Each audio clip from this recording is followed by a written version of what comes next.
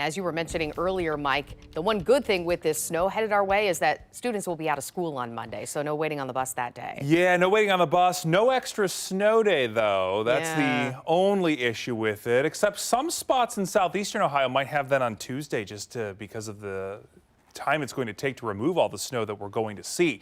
More on that in just a second, but let's look live outside in the Arena District. Very quiet at 5:45 in the morning on a Saturday. The sky is cloudy. That is because the system is close to us, but not here just yet. We can see where all the snow is highlighted in blue. St. Louis getting walloped right now. Most of Illinois, save for Chicago, and then a good deal of rain to the south of that. But we will not see any rain or snow today other than maybe a flurry or two. Some lake effect snow up in the Cleveland area. That won't impact us, and that snow out in Indiana is going to dip to the south, curve around us, and then come back at us tomorrow. We have to deal with the cold today, though. 17 in Kenton out in Hardin County. Marion's at 19, Bucyrus 20, but we're a little warmer to the south, except for Caldwell at 22, Athens 27, Washington Courthouse at 24. But when you factor in that brisk northerly breeze, it feels like 15 at John Glenn Airport, 6 right now in Marion, 2 in Kenton, and Athens at 22 for our wind chill. As we go through the day, not a lot of temperature improvement for us. It'll be a cold Saturday, but at least one where we couldn't get outside if we choose to do so. 23 again by 9 a.m. We're looking at the mid-20s during the middle of the afternoon, and that's about it today. After sunset, we're right back into the upper 20s, or I should say upper teens and low 20s, and then the teens for Sunday morning before we return to the mid-30s and get above freezing briefly tomorrow afternoon. But right after sunset,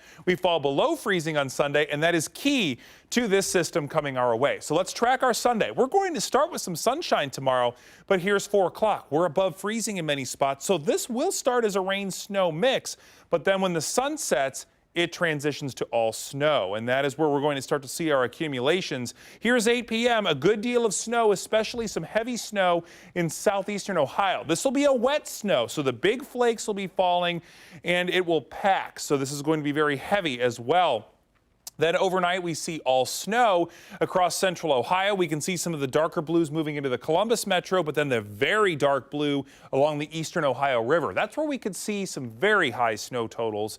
And then this starts to diminish early Monday morning, but then we have some light snow on the back edge of that to deal with as we work our way through the day on Monday. That'll be light, not a major accumulation there, but we do have major accumulations likely for southeastern Ohio. Anywhere shaded in pink, 8 to 12 inches.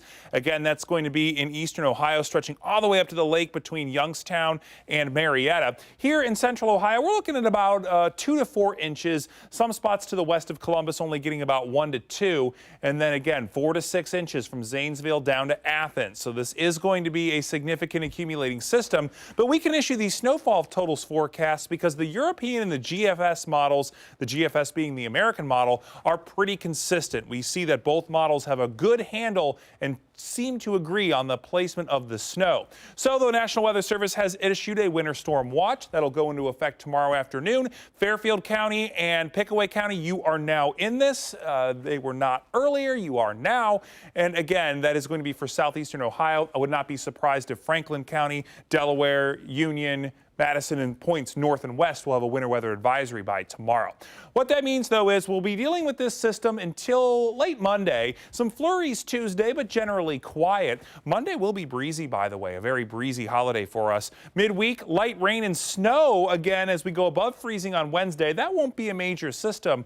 But then once we head into next weekend, a clipper is on the way, and we could see another chance for some light accumulating snow.